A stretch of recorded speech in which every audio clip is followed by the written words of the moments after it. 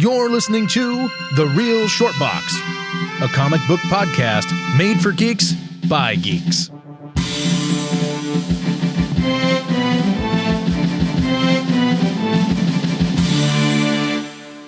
Hello, everybody, and thank you for tuning in and listening to The Real Short Box. My name is Donald. And I'm Chris. Oh, hey, Chris. Hi. How are you? I'm good. Sorry, I just snuck up on you. And I'm Chris. Yeah, you did. You frightened me just a little bit. Just a little. My heart went beep, beep, beep, beep, beep, really fast. We are here today to talk about. I don't know if you guys know this, but I created a web series back in the day called the Blue Beetle Ted Cord Returns. There's supposed to be like a bell or something that rings every time you mention that. It probably should be. Or at least somebody donates $1 every time I say it, because we'd have a lot of dollars, and that would be great. Then we could actually film the Christmas episode like I've wanted to do for forever. But yeah, that's what we're going to be talking about today, is a little bit of Blue Beetle action. We're going to be talking about primarily just Chris and I are going to reminisce about the Blue Beetle Ted Cord Returns web series. Now, if I recall, we started filming this in 2012. Does that sound right? No, 2011, I believe. Was it because I moved out of California in 2012. Maybe it was 2010, because 2010 hits me as the right number. Yeah, So that could be right. I mean, we shot 2 seasons with the two of us. Yeah. And 4 seasons, and I think season 3 came out in 2012. So 2010 sounds right.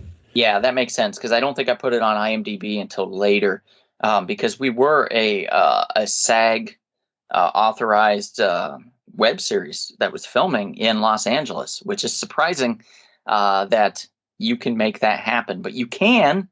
It can happen. And you were very instrumental in that part, actually, because you had filmed something with SAG as well. You filmed a web series, and if I recall, it was called Girl Repellent. Oh, that's correct. Yes, and because of that, you could be. For those of you who don't know, in Hollywood, SAG means the Screen Actors Guild, and there's certain contracts where like you can't do a movie or anything like that if you're SAG without paying the actors. However, there's one exception where the contract goes. I don't know if it's still this way to this day, but back in the day, you could do a new media contract with SAG, and you can. Basically, the actors can negotiate their own wages, as opposed to in movies, it had to be a minimum that had to be paid every single day that they're on set for a certain amount of hours. And if you go over 8 hours, you got to pay overtime. But with new media contract, you could charge the actors got to they got to make their own negotiations for prices. And so you were able to, affordably get actors to do these web series with SAG. Because they're able to negotiate their own prices, you need to pay, $800 a day for someone with over 5 lines, which is what the going rate is for a SAG actor with an under 5, which would be 5 lines or less. Mm-hmm. Well, I think if you do low budget, it's a little bit. I think it's 150 or something like that. But still, but you'd have to have everybody in the cast.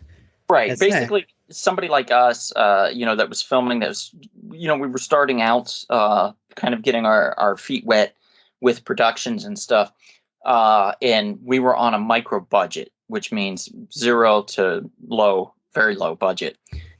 You couldn't afford the SAG basic actor pay per day. So we did this new media, and it allowed us to defer payment if by some miracle our web series would get picked up and become a television series or something else. Somebody paid for our ideas or whatever, then we would have funding and be able to pay said actors and people behind. Now, that was just for the actors, though.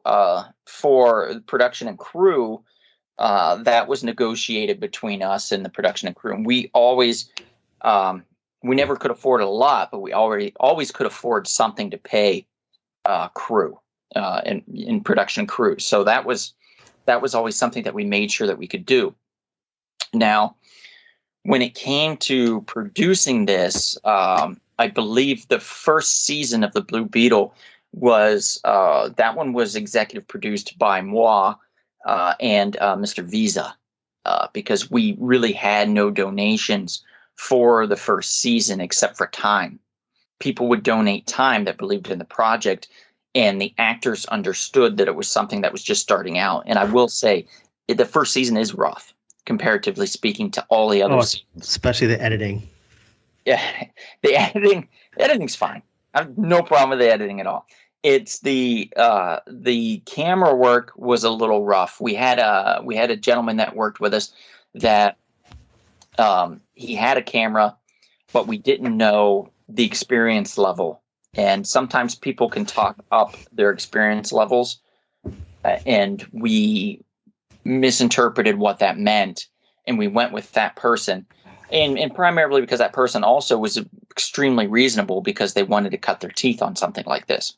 Yeah. So I think we also recorded. I think we also shot the whole thing without a sound person. We were kind of just setting up a recorder and a microphone and hoping it caught the sound. No, actually, we had gotten a Zoom. For those that don't know, a Zoom is a recording device that you hook up to a microphone, and then it captures the sound for you. And it's supposed to be a more clear, crisp type of sound in the hands of a professional. But we were handing it off to people, that were production assistants or girlfriends or friends of friends, anybody that was available that had an extra hand to just hold it. We were handing it off, and it would get really good in some parts, and then it would not be as good in other parts. And after we got through the entire season of filming and everything, and you were in the editing bay, basically putting it all together, we were looking at that and going, oh man, this was not a great idea. So learning curve here. Second season, we said, we have to pay somebody. We have to get a sound guy in. You had worked with a sound guy named Kevin before. Yeah, with Grow Repellent. Or what was it? Is it Grow Repellent or it was Romeo and Juliet? I think it was Romeo and Juliet, if I recall. Yes, yeah. And I liked him and the way he worked, so I didn't poach him. That's a weird terminology. But I asked you for his information. You said, yeah, sure. And then I reached out to him and I said, hey, man, I plan on doing multiple seasons of this. Would you want to be a part of this? And he was like, yeah, sure. So we agreed to terms on price. And I'll tell you what, that man was a trooper, Kevin. Didn't we end up getting our camera guy through Romeo and Juliet as well? Yeah, we got the camera guy through Thomas. Yeah. Through Thomas Hennessy through Romeo and Juliet as well. Him and I worked behind the camera. Oftentimes, I was assisting him, and a few points in time, he would have to leave, and I would cover for him, and we, just to get these shots done. And it worked out really well. And we had a good rapport, and we worked really well together. So I said to him, hey, can you do this? I can't pay you a lot, and he said, don't worry about it. I don't want payment. I want to practice. I want to get better, but just make me a producer on the series. And if you have any roles that need filled, I'd be happy to step in for them.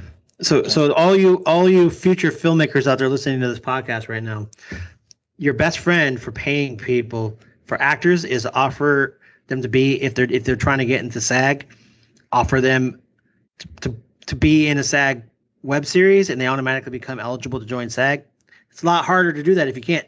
So that's a good way and then for crew people, offer a producer credit. They'll love it. Yeah.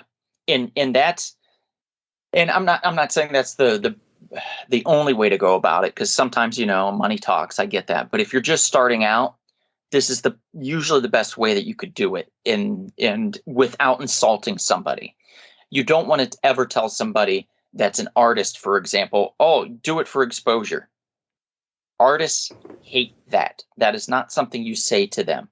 You say, I want to work with you later down the line, and I want to be able to pay you, but I can't right now. If you want to work with me on this, we can work together. And that's what actually happened with me and the cartoon artist that did the comic book panels, Louis Castillo. He did those comic book panels for us, and he was wonderful. We met him at a comic book convention, actually. And me and Kevin, a.k.a. Black Licorice. Those that don't know, Chris played Dr. Hypnovert, and I played the Blue Beetle. Yes. So we were able to then eventually pay him for these panels as we progressed along. But at first we just didn't have it in the budget. Once we got season 1 done and people saw that we could finish a season, they were interested in then possibly investing into a season 2. So we started to get a little money trickling in for season 2. By season 3, we were almost completely fully funded. Which was great because you could definitely see as we went along the production value increased from the end of season 2. If you look back on the end of season 2 comparatively with the beginning of season 1, it is night and day. Yeah, I'll also say to this day that I think the final episode of season 2 is the best shot episode of the whole series. I can't really argue that because I think it is really well done as far as from a cinematic standpoint, from a cinematographer's standpoint. I think Thomas and Marian did a hell of a job. I think they did, Marian Franzen and Thomas Hennessy did just a terrific job with the filming of it. Yeah, while shooting in 110-degree desert. Yeah, I mean, I passed out basically, almost passed out. I got heat exhaustion, and we had to shut down production because I remember I had to use my battle suit, which is this one that if it got tore up, it wouldn't matter. I had to have multiple costumes for the Blue Beetle, and the battle suit one had double thick lining on the head, so it was like wearing a beanie in 110, 113 degree heat in a desert with no shade. So yeah, it got me fast. We were all pretty sick. Like, I mean, I was wearing an all black suit. Yeah, you were. You were wearing a whole suit with a big bowler hat, black bowler hat and stuff. All black. Yeah, we were all dying. Yeah, and death's door in that episode, and it still looks fantastic. Yeah, I agree. So those that are wondering, you go to YouTube, you type in the Blue Beetle Ted Cord Returns. I believe it's episode 7 of season 2. We had 7 episode seasons. Season 1, I believe, was 7. Season 2 was 7. Season 3 was 7. And season 4 was just 4 episodes, primarily because of we didn't want to extend season 3, and we had to for reasons be out of my anything that I could do. I couldn't foresee the reason behind having to put a pause in it, but we had to delay season 4, and season 4 got delayed by a couple years.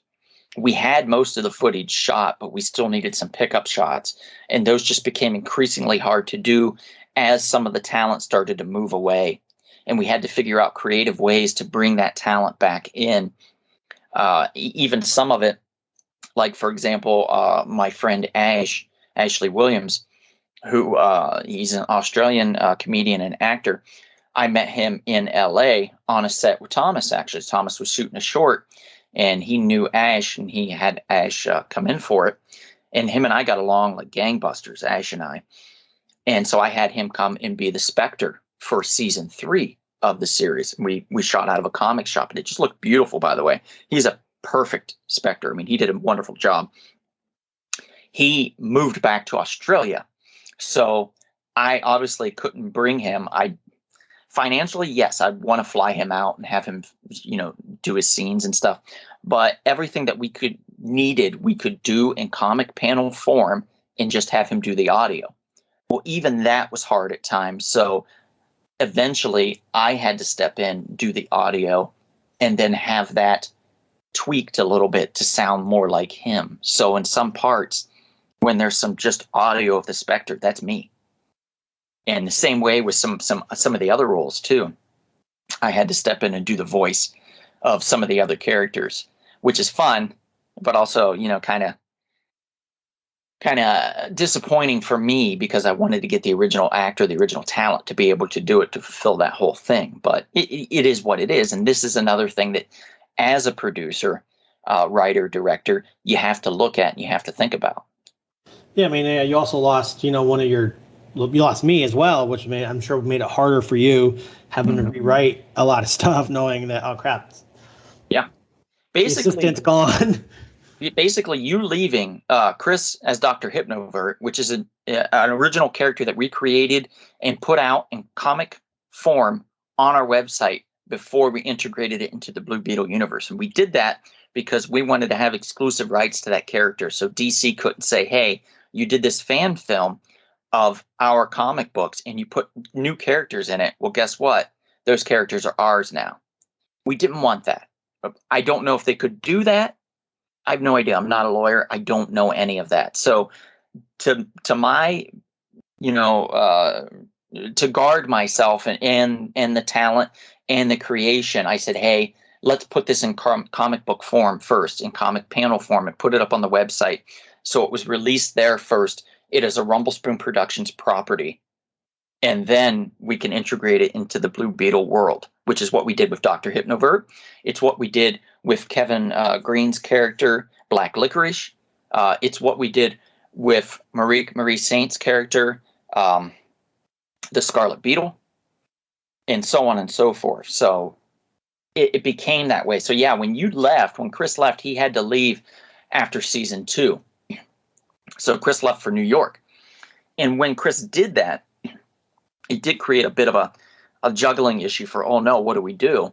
We wrote you out of at the end of season 2, beginning of season 3. In season 3, I actually, in cartoon comic book form, dropped you off at the airport and you took off and you went to New York because at the end of season 2, Chris's character said, I think I'm going to leave, go on a vacation or something. Maybe I'll go to New York. And so somewhere out there, there is a missing episode with him in New York doing stuff.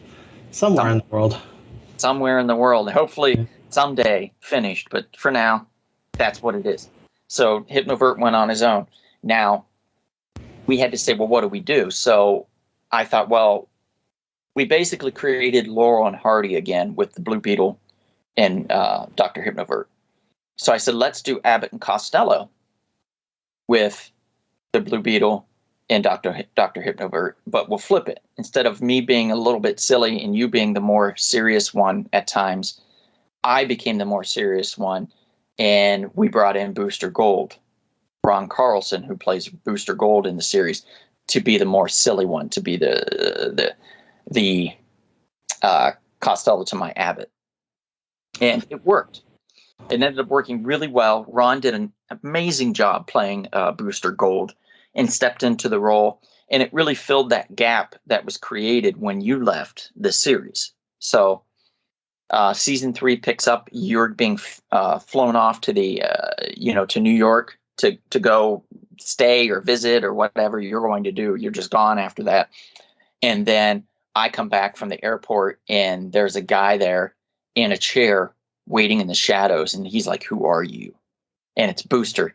And he found out that Blue Beetle's back. And he's wondering how. Because originally, this series was created because in 2000, I think it was 2005 or 2006, maybe 2008. I think it was probably 2008. I'm terrible with dates, guys. And you'll learn this as you listen to more podcasts from us. But I do my best. They killed off Jeff Johns in the DC Comics world, killed off Ted Kord. Maxwell Lord shot him in the head. And we mentioned that at the beginning of season 1 in the pilot. And it's all about how did Ted Kord come back and why? And it basically, we learned that he came back because of Max Lord. So Max Lord shot him, but Max Lord also brought him back to life. And he did not mean to do that. It was an accident. He was trying to unlock the power of the Scarab, which is a kind of of course, it's a beetle-shaped amulet that gave the original Blue Beetle, Dan Garrett, and this is a comic book character from the 40s, 30s, 40s, and 50s, and even 60s to a certain degree, who was created that had this Scarab amulet that could bring him great power. Well, Ted Kord, which is a character I played, who took over the mantle, never could unlock that power. So it's basically like the Transformers when Optimus Prime hands the, it's not called the Allspark in the cartoon. It's called the Matrix, I believe. Hands it over to the other guy. What was the other Transformer, the leader? It wasn't Optimus Prime. It was Ultra Magnus or something like that. In the cartoon? Yeah, in the movie. Yeah, I guess I'm the wrong person. I never watched the cartoon. Okay, so Ultra Magnus, I think, is who it was, and he couldn't unlock the power of the Matrix. It's the same thing. Ted Cord couldn't unlock the power, so Maxwell Lord had to use the dead body of Dan Garrett in order to try to unlock the power. And when he did that, it brought me back to life. It brought Ted Cord back to life, and it brought Dan Garrett back to life. And Max was like, "Oh shit!" And then he couldn't. Then the scarab got lost for a while. It kind of escaped and went on its own, and it goes on into the story of how the scarab gets into Ted Cord's hands again, and what Max was trying to do. And then later on, it brings in Eclipso, and we learned that Eclipso played a part in all of this. And Eclipso is basically the wrath of God, the original wrath of God. And he was kicked out because he was too violent, and he wanted to basically become God. God saw that and kicked him out and brought in the Spectre, who replaced God, or not God, who replaced, sorry, Eclipso, and was the new wrath of God. So Eclipso's always been kind of jealous about that and always wanted to take back that power, and he sees the scarab as being part of that power as well. So it's not as complicated as it sounds. It's literally 25 episodes, if I recall, this whole series. It can be watched in about an hour and a half to 2 hours, and you're done, and you've watched the entire thing. That is a smaller investment than you would get in a DC comic book film, for sure, or a Marvel event movie. Yeah, because you got to remember, those of you listening, we shot this in a time where web series weren't, Netflix wasn't doing a lot of original content yet. It was still DVDs, and Disney Plus, all these other streaming services didn't exist. So web series was literally taking like episodes of a TV show and splitting it in the chunks. Mm-hmm. And so we have basically 3.5 episodes of a TV show, of a half-hour TV show, split over 4 seasons. That's how they did it back in the day. Just to help viewers and just for money purposes. Right. You couldn't afford to just go in and shoot a full half-hour episode every day, especially when you didn't know if one person was going to watch it or not. So it'd be like going and spending like $12 million on one episode of a TV series for something when you don't have the money. Yeah, and you've borrowed the money from everybody. Yeah, without HBO backing you. Yeah, exactly. Yeah, that would have been a big mistake. So it's not something that's easy to do. It's easier now, I think, to create a web series and create content and stuff through the onset of more sophisticated phones like your iPhone. You could film an entire film on an iPhone, and it will work very well. You didn't really have that back in the day, as far as like